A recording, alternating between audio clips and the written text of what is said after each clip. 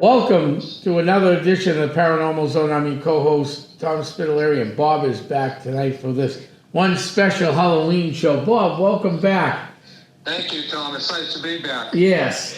So tonight we're going to talk about Halloween. But before we do that, we got to remind our listeners across the world how they can get a hold of us, Bob. And if they want to come on the show, we'll let you do that tonight.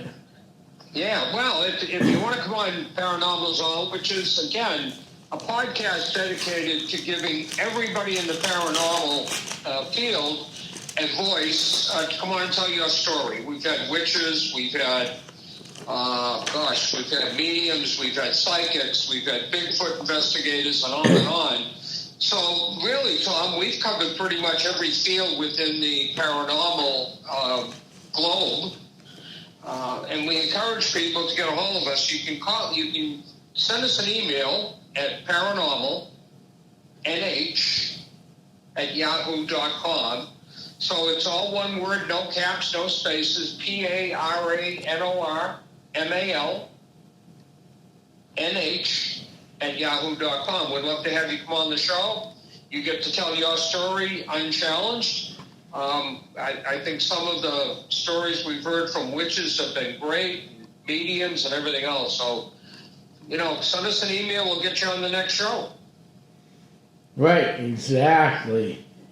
And if you got a book, we'll put you on. In fact, we got a guy coming on early next year who wrote a book. I'll talk to you later about him. Geo is his name. He actually has a business in Salem. That's why we couldn't get him for tonight or any time in the last month. Yeah. So, well, that's what's great about a podcast. Unlike public radio and so forth, you can talk about your book. You can talk about, where to buy it and how to buy it and everything else. So it's really a great marketing tool. Come on and tell the story of the book. I think Kay Golden has been great at that. She's put out 2 or 3 books, I think 4 now. Yeah. And her books are doing great. So it's a great venue to come on and talk about your book. Right, and early on we've had Tom D'Agostino on, who's published 16 books. We've had quite a bit of authors on here, so through the years of the Paranormal Zone. So that's all good news. But it's all good news. Yeah, so tonight, what are we going to be discussing, Bob? Oh, Halloween. Yeah, you're going to tell the story of how Halloween originated, right? Right. So as we all know, it's observed on October 31st, the eve of the Western, here's one for us, Christian Feast of All Hallows Day. Huh. In the beginning, it was All Hallow Tide. Yeah. Then the time of Christian liturgical year dedicated remembering the dead, including saints, hallows, martyrs, and faithfully departed. Popular culture, Halloween became a celebration of horror and associated with the macabre and the supernatural. One of the theories of many traditions influenced by the Celtic Harvest Festival, particularly the Gaelic festival of, and I always mess this one up, Samhain. Samhain, which is believed to have pagan roots. Some theories go further to suggest that Samhain may have been Christianized as All Hallows Day, along with its eve by the early church. Other, academics began independently as Christian holiday, being a vigil for All Hallows Day, celebrated in Ireland, Scotland, and the Irish-Scottish immigrants took many of their Halloween costumes to North America in the 19th century. So, trick-or-treating. So do you know what the definition of hollows, H-O-L-L-O-W-S is? Hollows? Nah, that one I don't know. Do you know, Bob? No, I don't. You hear it, certainly witches use it a lot, right? But you hear it every Halloween, and I often wondered where the word hollows comes from. We'll have to look that up. Hollows. Yeah. Right? All Hollow Eve. Yeah, Hallows. Is it H-O-L-L-O-W No, yeah, or is it H-A-L-L? Hallows. It's sacred, holy. What happened here? Hold on a minute. Something weird just happened. That's what happens when you have to deal with spirits in a building. All Hallows. Halloween was redirected as All Hallows Eve. Yeah, Hallows. Yeah. Hallows. And that's interesting. Well, you know what? Well, you go ahead with your story, and let me look it up on my iPad while we're talking. Yeah. Okay. I'll bring it up here, and then I'll let you know. So, all right. Yeah. So anyhow, these popular activities included trick-or-treating, which was my favorite as a kid. Yeah. Dressing up. I remember dressing up as grapes. My mother made homemade costumes for us at one time. Grapes. I was one year. A detective another year.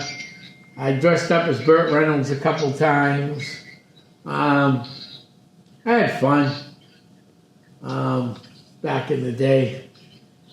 And then the costume parties, bonfires, apple bobbing, divination games, playing pranks, visiting haunted attractions, and telling frightening watching Halloween horror shows, which that's not my cup of tea at all.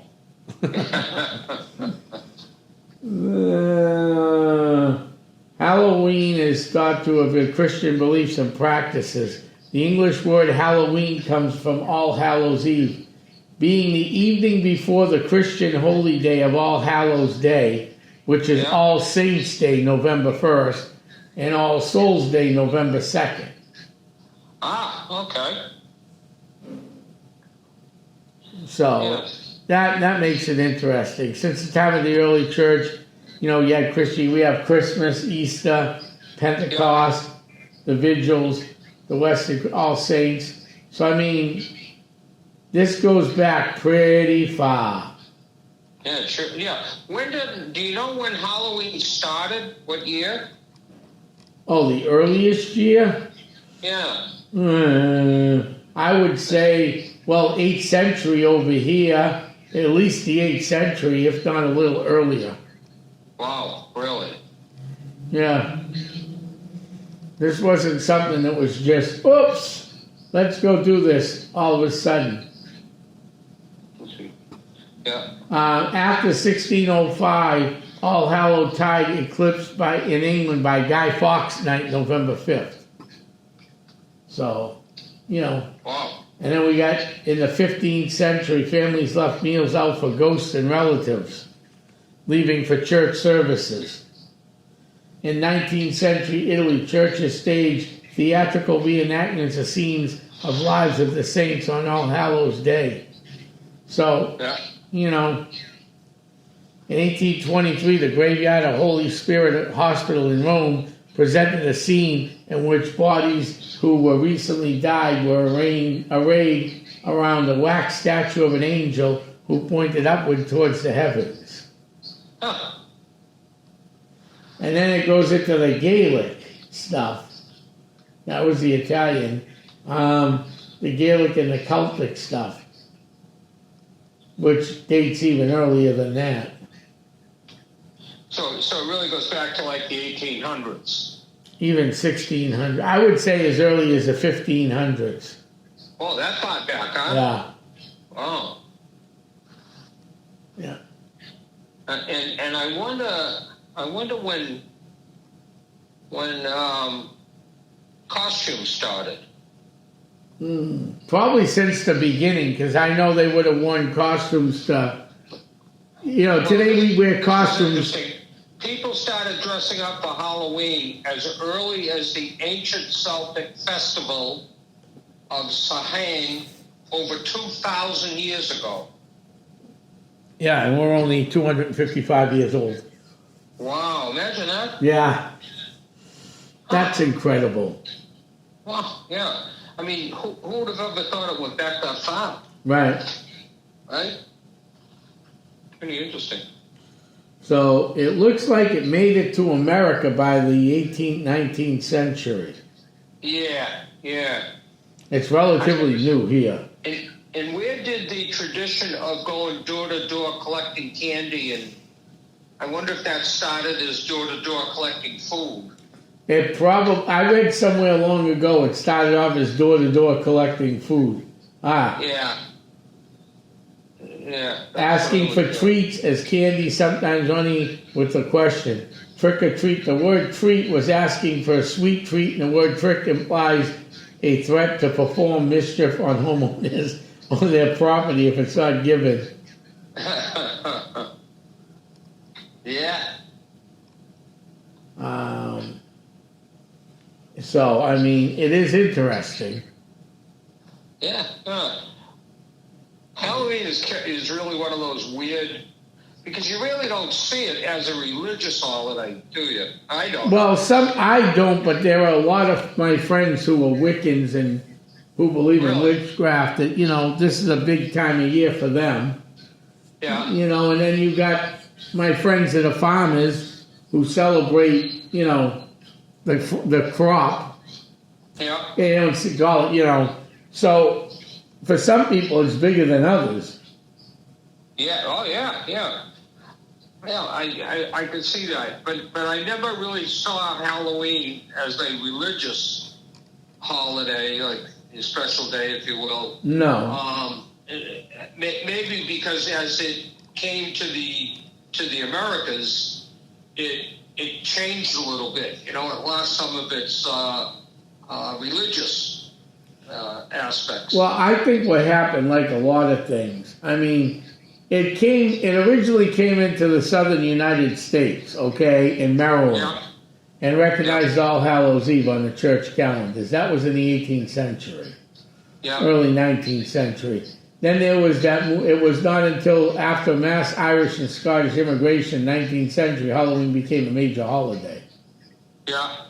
So, I mean, and I think, and in the Cajun communities, areas in, northern New England originally northern New England, as we know, the Cajuns were moved out, very unfairly after the French-Indian War, moved down to Louisiana. There was said there Halloween night candles blessed were placed on graves of families, sometimes spent the entire night at gravesides, originally confined to these communities. So, I mean, it did have a strong, and I think for some of us, being Roman Catholic, I was with the CCD, and all my CCD teachers, for the most part, kept saying, "Oh, that's the night we celebrate the devil."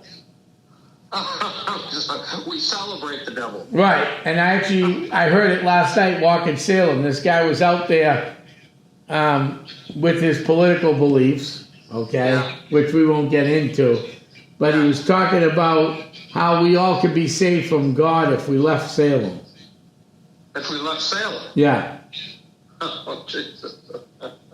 So I think a lot of it has to do with growing up, and I think things started changing, and then the Irish Catholics that came over later said enough was enough and not really recognize it.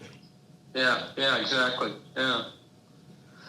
And the sad part of we're getting off this topic here a little bit, Halloween. Yeah. Was Salem back in the 1600s a predominantly Catholic area?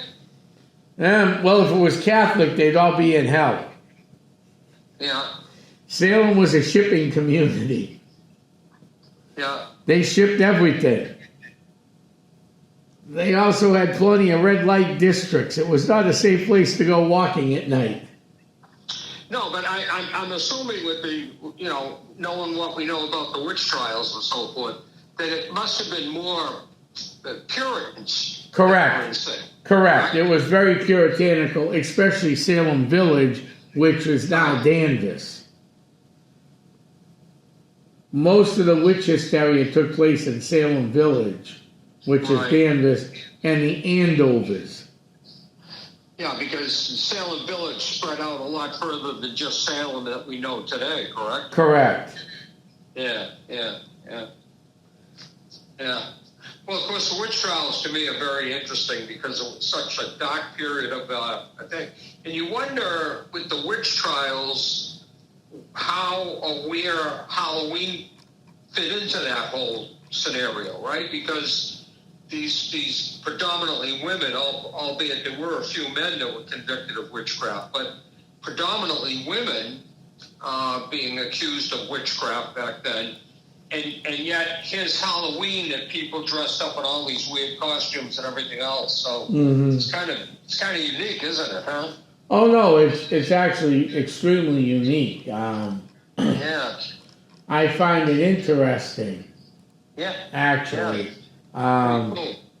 I find it interesting that you have all this stuff going on, and they celebrate these things, and they hold on. Tom? Yeah, I'm here. No, I know. So Halloween got started gaining traction in the United States mid-19th century. So they focused on the holiday in the late 1800s through the modern forms of trick-or-treating commercialized later in the 20th century. So in the mid-19th century, they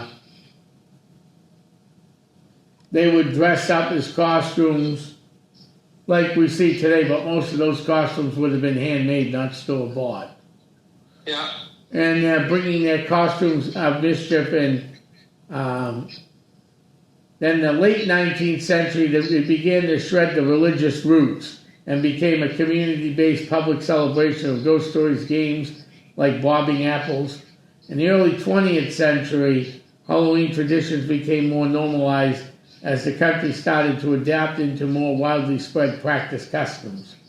The commercialization of Halloween began with retailers promoting products, and modern traditions like trick-or-treating became more common. It's interesting. And actually, I remember this stat from somewhere, but Halloween, they sell more candy they do at Halloween than they do all the other holidays combined. Imagine that, huh? Yeah. But I think, Tom, in recent years, hasn't the act of going house to house kind of slowed down a little bit? I will have to say it's hard to tell. And I'm going to say why, okay? And this is a very small community. So, I mean, a very small, what am I talking? A very small one community thing I see, okay? Couple maybe. So, the schools are now doing trunk or treat. I don't know if your grandkids do that or not, but in Massachusetts they do trunk or treat. Yeah. And that's to keep the kids from, that really started with COVID, to keep the kids from going door to door, okay? Correct. But if you live in Bradford, Massachusetts, which is a section of Haverhill, and like I said, this is only one community I see, or if you live in Mount Vernon in Lawrence, right? You're going to see more kids on your street than you ever saw. In fact, sometimes the police have to shut the streets down in Bradford because all the kids are going to Bradford to get their candy from Haverhill, Plastow, Methuen, Andover, North Andover, because some cities do it early. Sometimes, if you're a kid today, remember when we were kids, we went out on October 31st, right? Whether it was a school night or not, correct? Right. Today they go, some have it like Saturday night, Sunday night. These parents are taking these kids to all these communities. So they're taking them to communities outside of their own. Correct. Okay. So they're taking them in cars. But how do people select communities to go to? How do they know? Because all the news media outlets, the local paper runs what night you can actually go to what community. Okay.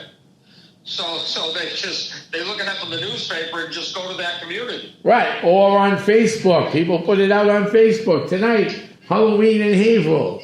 Tonight, the next night, Halloween in North Andover. Yeah. And everybody's got Facebook. Well, not everybody, but enough people do. Well, I know there was talk years ago that Halloween was kind of going away. And, there was some issues with different things happening to kids with candy and stuff. And Right. that there was talk about eliminating Halloween, 5 or 6 or 8 years ago, probably just right around COVID time. Right. Right? Yeah. Because of the safety factor and everything else. And by the way, up in New Hampshire here, we do the same thing you guys do down in Mass. A lot of that is with the trunks. Yeah. In parking lots, troops get together and do that. Well, look at our favorite town we go to investigate, Sandown. Sandown, yeah. They have their big trunk or treat right in the same area, the Sandown Triangle. Correct. That is correct. Yeah. They have the big time. Which I get. Yeah. I mean, the whole town comes out for it. Looks like it's a fun time. I never had trunk or treat when we were kids. But what we did have that they don't have today in school is Halloween parades around the school parking lot. Yeah, I know that my grandchildren did that for Halloween. I don't know if they did it this year. I don't recall it. But I know last year they dressed up in costumes. Oh, so they're still doing it. The school. Oh, good. They're still doing it. That's good news. Yeah. I don't know if they did it this year or not, though, because I didn't hear anything about I it. imagine after a certain grade, that must stop. Yeah, well, they were in second and third. Okay, so no, it probably continued till fourth. I think I did mine until fourth grade. Yeah.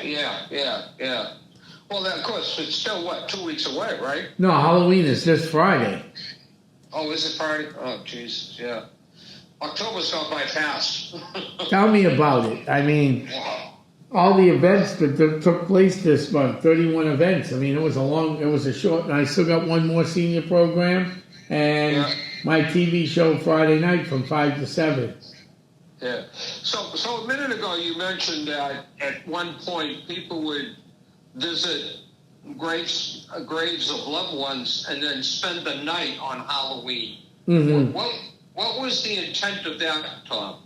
I mean, other than visiting a loved one, but I mean, was there a religious connection to that?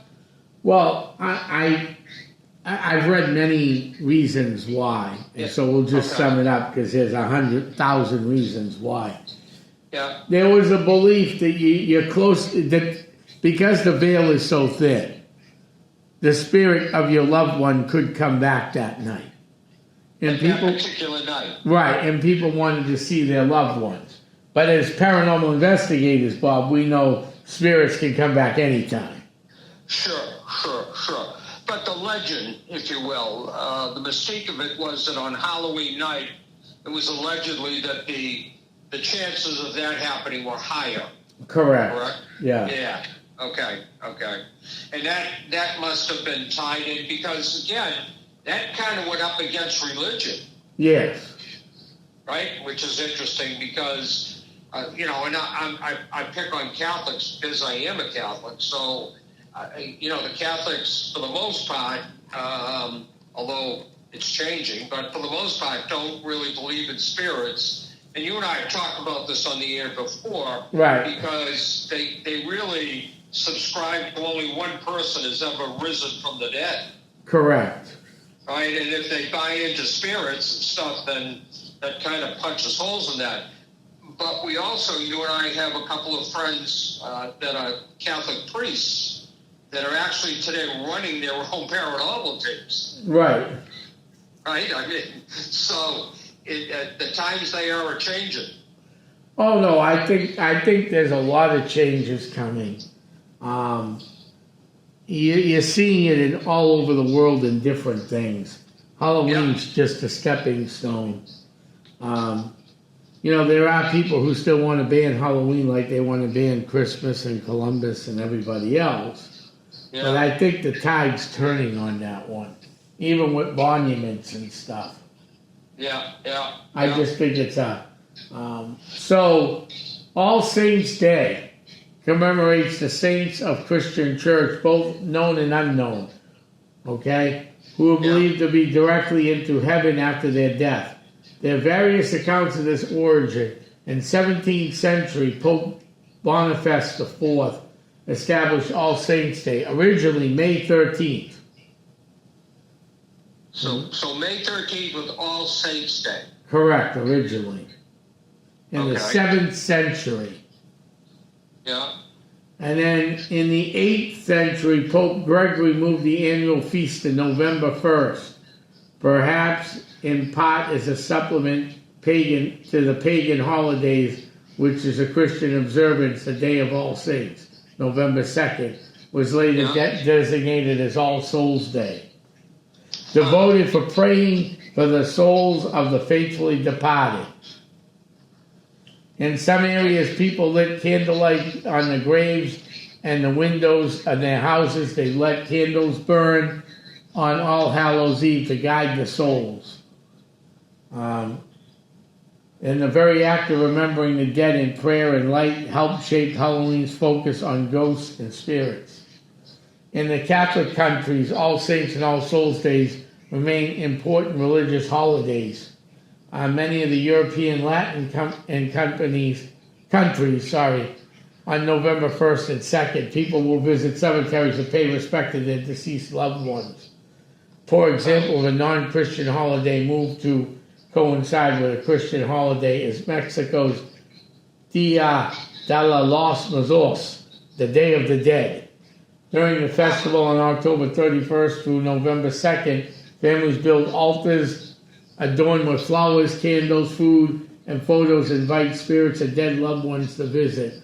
Although it's distinct from Halloween, Dia de los Muertos reflects similar themes of honoring the dead with feasting and candles. And you said that lasts for a couple of days. Right. It goes October 31st to November 2nd. That is the Day of the Days of the Dead. That's celebrated big in Mexico. That's huge out there. And is it do you know if it's celebrated like we celebrate it here? I mean, did people dress up in costumes and go door to door? People do dress up in costumes. But more, they burn candles, they have skeletons. They make peace with their dead. No, I don't see them going door to door. Observe November, though often compared to Halloween because its proximity on the calendar, it is distinct both origins of eating, rooted in indigenous cultures that celebrated the death and continuation of life. Yeah. So these are more spiritual. Yeah, well, I mean, it's interesting to know that it had its roots, right? Yeah. In a religious type environment, and then it kind of evolved through the centuries. Because I don't think that really people under the age, say, of 25 today would have any idea that it started with a religious movement. No. Halloween. No. You know? I mean, frankly, I didn't know that until just now, that it really was started as a religious. Right. You know, I really haven't studied the origin of Halloween. It's pretty interesting. It is. I think sometimes, Tom, when you look back in history, the contradictions that history has, especially within religion. You know, if you look at the birth of Christ, even in certain religions, and how they celebrate it, how they don't, And I was watching somebody the other day on a TV broadcast, and they were saying that religion is probably one of the few things that is not scientifically based. If you look at what we do, it's certainly not scientifically based, right? Ghost hunting, ghost investigations, and so forth has nothing to do with direct science. No. However, there is a peripheral of science involved in what you and I do. Energy, it being the basic foundation of what you and I do, right, is based off of energy, which is a scientific proven entity, correct? Mm-hmm. That is correct. At least energy is. Right. Right. So it's interesting how over the years, dating back, way back, 2,000 years, how those things have changed over the years that have gone from religious foundations to something else. Right. It's pretty interesting. It is. To shift gears a little bit, because I think sometime we're going to have to do a show on this. Have you been following the I'm sure you have, the issue of the UFO, and it's a great definition because they don't really know what it is, that's heading towards Earth? I've done a little bit on that, Bob, because yeah, been a little crazy, but yeah, we could talk about that too. That's interesting. It's coming closer. One of the things they're saying is that the time of arrival apparently has been moved up. It appears that it's coming a lot sooner than what they thought. Have you seen that or read anything about that? No, I heard some people talking about it, yeah. But like I said, it's been a very hectic time. Yeah, you're breaking up a little I bit. said it's been a very hectic time. Can you hear me, Bob? I can now. You were breaking up. I missed what you said a minute ago. Oh, it's been a very hectic time. Yeah, well, it's interesting to me because I just noticed on the news that they're talking a lot more about it. And there has been reports, at least, that some scientists think that whatever this object is, it tends to have nuclear power. So, I got a text today from somebody saying, are we on the horizon of being visited? And maybe this whole thing is going to be unveiled very quickly. Right. But I was under the impression that we were 6 months, 8 months away from this thing happening. And today, someplace I heard that it's coming a lot faster than that within the next month. What they call it I 300 or something? Interesting. Yeah. So we really should think about, for our listeners, is doing a show on that. We've got to do a little research for sure. I would love to invite anybody listening to the podcast that has solid information on this to come on the show and talk to us about it. Right. I think that it's, this thing is heading for Earth. There's no doubt about it. First, they thought it was maybe a comet or something like that. But now they're saying that they really believe it's some sort of a spacecraft. And that goes way beyond just speculation, if that's the case. I mean, at this point, they must be able to track its course. They could track everything else, right? So they should be able to track its course. And I'd love to have somebody that knows more about it than what I do, at least, is to come on and talk to us about this. It has to be somebody here, that listens to the podcast or at least is in New England.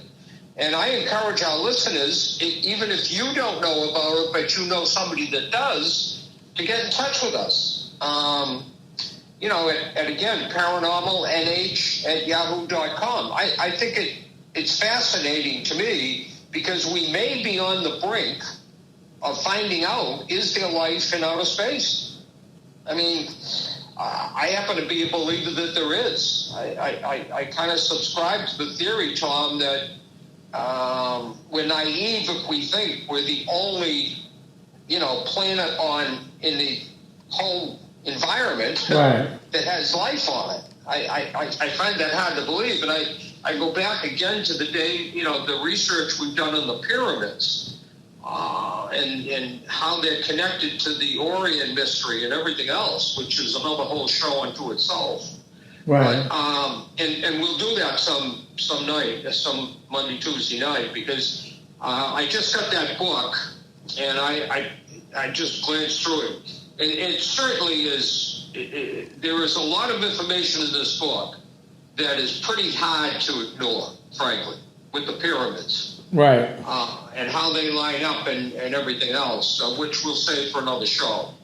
But anyways, again, I challenge our listeners, if you know somebody that knows more than we do about this item that's coming towards Earth, I'd really love to have somebody call us and say, I'd love to come on and talk about it. Because frankly, I'm hearing it on the news and stuff now, but it's just kind of, I don't know, it's not detailed enough. And I have to believe that scientists have more information about this than what they're sharing. Right. Right? I mean, this is huge. This doesn't just affect America. This is planet Earth. Right. I mean, we live on a very small piece of this planet, frankly. And I think we lose perspective of the fact of just how big this planet is. Correct. Right? I mean, yes. I was looking at something here the other day that, let me see if I get this right, and I'm sure our listeners will correct me, but the Earth, the distance between Earth and the Moon is 108 moons. So if you took the Moon and took 108 moons, that would be a bridge from the Moon to Earth. Right. Make sense? Yes. The distance of the Sun to Earth is 108 suns. Wow. The exact same number. So again, just for clarification, if you took 108 suns and lined them up, that would be a bridge from Sun to Earth, as it would be from Moon to Earth. What is the odds of that being a coincidence? I'm not a big fan of coincidences. Tom? Yeah, I don't believe in coincidences. Yeah, I don't either. I don't either. Not when it's that exact. Now, I really honestly think that with the interest in UAPs and UFOs today, I really think that we need to do a deep dive into this and really maybe do a couple shows on it. Because I think there is a ton of information here that isn't getting out to the public. It's coming out in dribs and drabs. Now, whether or not our government, as like many governments, have put a lid on giving out information about it. But this could be life-changing, frankly. No, you're right about that. Right? I mean, if this is truly a manned, let's say this, if this is truly a spacecraft, whether it's manned or not, if it's a spacecraft, then it came from somewhere. Whether it's manned or not, who knows? Right.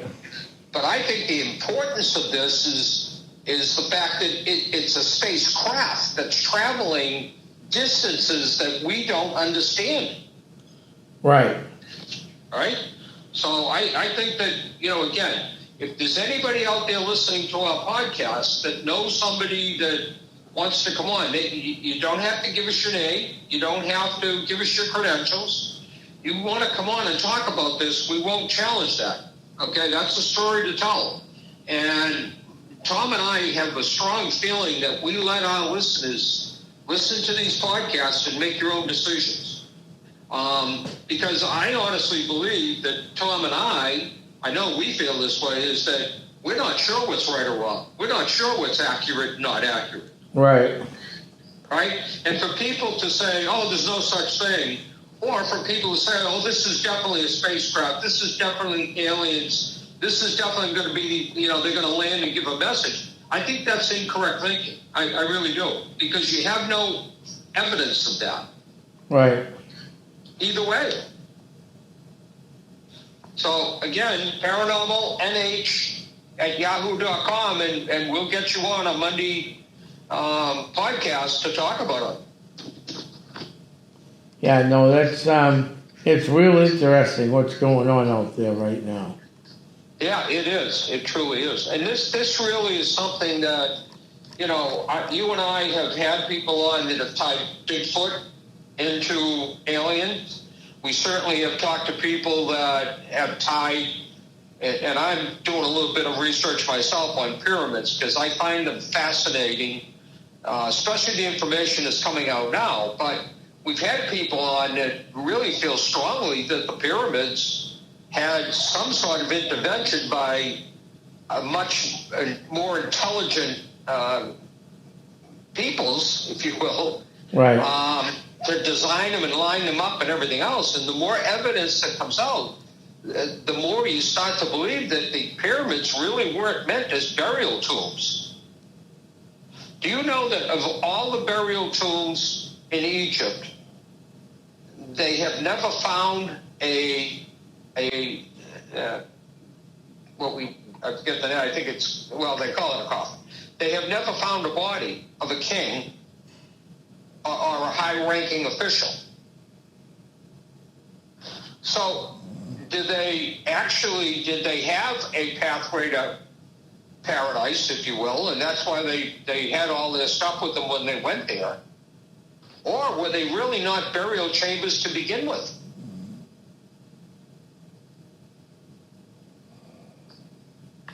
correct. And if they weren't burial chambers, then what the hell were they? Exactly. They weren't storage sheds. No. I mean, it took thousands of years to build them, so they didn't build them to store things in them. No. There's talk now that they were some sort of electronic computers. And that's the Orion, Orion, if you're interested in researching it. The connection is to how the three pyramids, and by the way, other pyramids in other countries line up with this the same way. And again, Tom, that can't be a coincidence. No, it is not. It can't be. So we're going to promise our listeners that in the next couple of weeks, we're going to do a deep dive into this. No, that'll be interesting to see where we go with this. It really would be. Yeah. And I just want to congratulate you. You've had a great season. I tell you, Essex County Ghost Project has just had one of the best seasons they've had. And I'm just delighted to have been part of it. I think that when we look at the team that's there now, just a bunch of great people, got a very strong medium, just everybody in general is just working hard. And one of the things that we don't talk about enough is that we've got some youth coming into this group. Yes, we do. And one of them is 16 or 15. Yeah. And we got, and what I didn't get to talk to you about because you had a busy weekend, and of course you wanted to enjoy a great football game because you wanted to spend some family time like we all do. So it really bother you on Sunday, and I had a busy weekend. We might have picked up at least one more investigator. Wow! Yeah. A member of of one of the largest chambers in New England. She's a member of the Merrimack Valley Chamber of Commerce. Wow. Actually, I had a couple people come from the last couple chamber events, so that was pretty cool the other night at Hilldale. The public event. We got one more private event, and this weekend if the rain holds off. Yeah, well, this is another milestone for Essex County Ghost Project. Is lots of times most groups close down around October, November. Because of the weather, because of, Right. the holidays, and people are busy. But you guys are still going strong. Yeah, I don't shut down. We didn't shut down during COVID. Right. I mean, I kept the team going. We did a lot more safe things. That I'll throw a little tickler out there. You guys are working on a very, very big project. I'm not going to say the town No, it's in or anything else, but this project is huge. I mean, this may be one of the biggest things that have hit the paranormal realm in the area, yeah. in a very long, long time. Yes, and we're very excited. We are very excited. This, I will say, this is going to have history, science, the paranormal, and many other things. I didn't even get to fill you in about what happened there, but we're definitely going to go back soon. Yeah, and the other thing about this project is, and I know our listeners are saying, well, why don't you tell us what it is? We really can't. No. We're under kind of a confidentiality agreement, and it's too big. It's too big just to announce quickly. So, because I find this project evolves daily. Yes. It's changing daily, and you should be credited with coming up with different triangles. I'm trying to stay away from the towns. Yeah. But different triangles and stuff, and your strategy, your look at things like that has been 100% accurate. Yes. In fact, I think this project is going to prove that. Right. I will say one project to keep us away from everything. Last Thursday, Bill and I went down to, I think it was the Havel Exchange Club, their luncheon club. They do a lot of good things in the community. They bring speakers in. The last 3 years, Essex County's been their October speaker. Well, they meet so the closest Thursday to Halloween. We couldn't do this week because they had it booked, so last week we go in and talk paranormal.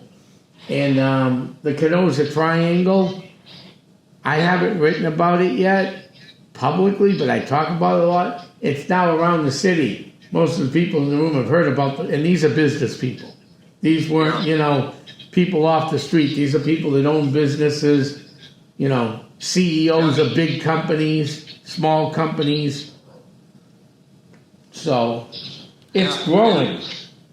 Well, it's interesting. I'm so delighted that Essex County Ghost Project has taken on this, and this is huge for you guys. And I just think that it's great that you stepped up to the plate and got involved in this. This is really going to be huge. It is. And before I forget, I always like to take a shout out to my good friend, even though it's regular radio, but this time of year he deserves a shout out. So we were talking about aliens a few minutes ago, right? Yeah. Remember there was a alien attack years ago? Everybody remember that alien attack? You'd have to refresh my memory here. It went ballistic.